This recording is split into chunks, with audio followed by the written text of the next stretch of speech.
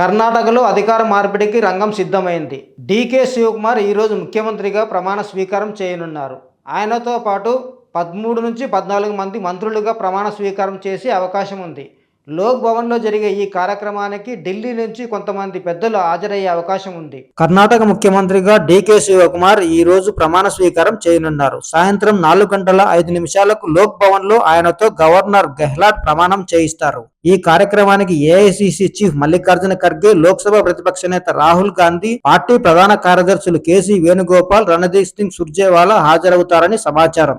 డీకేతో పాటు 13 లేదా 14 మంది మంత్రులుగా ప్రమాణం చేయనున్నట్లు తెలుస్తోంది. వాస్తవానికి మంత్రివర్గంలో సీఎంతో కలిపి 34 మంది మంత్రులు ఉంటారు. ఇప్పటికే ప్రమాణ స్వీకారోత్సవానికి లోక్ భవన్ లో ఏర్పాట్లు పూర్తయినట్లు తెలుస్తోంది. విధానసౌధ, లోక్ భవన్ పరిసరాల్లో కాంగ్రెస్ ప్రముఖుల చిత్రాలతో కూడిన ఫ్లెక్సీలు భారీగా కనిపిస్తున్నాయి. కాంగ్రెస్ జెండాలు, సోనియా గాంధీ, రాహుల్ గాంధీ, శివకుమార్, వేణుగోపాల్, సుర్జేవాలా, సిద్ధరామయ్య చిత్రాలతో కూడిన బ్యానర్లు దర్శనమిస్తున్నాయి. ప్రమాణ స్వీకారం సందర్భంగా లోక్ భవన్ వద్దకు జనం భారీగా తరలి వచ్చే అవకాశం ఉండటంతో పోలీసులు ముందస్తు జాగ్రత్తలు తీసుకున్నారు. కట్టుదిట్టమైన భద్రతా ఏర్పాట్లు చేశారు. లోక్ భవన్ వద్ద బారికేడ్లు ఏర్పాటు చేసి వాహనాలను దారి మళ్లించనున్నారు. లోక్ భవన్ లో జరిగే ప్రమాణ స్వీకారాన్ని ప్రత్యక్ష ప్రసారం చేయడానికి పలుచోట్ల ఎల్ఈడి స్క్రీన్లు ఏర్పాటు చేశారు. ట్రాఫిక్ కు అంతరాయం లేకుండా ఉండేందుకు విధాన సౌధ, వికాస సౌధ, ఇతర ప్రభుత్వ కార్యాలయాల్లో పనిచేసే సిబ్బందికి హాఫ్ డే లీవ్ ప్రకటించారు. కాంగ్రెస్ హైకమాండ్ ఆదేశాల మేరకు సిద్ధరామయ్య గత వారం సీఎం పదవి నుంచి వైదొలిగారు. ఆ తర్వాత కాంగ్రెస్ శాసనసభాపక్ష నేతగా డీకే ఎన్నికైన విషయం తెలిసిందే.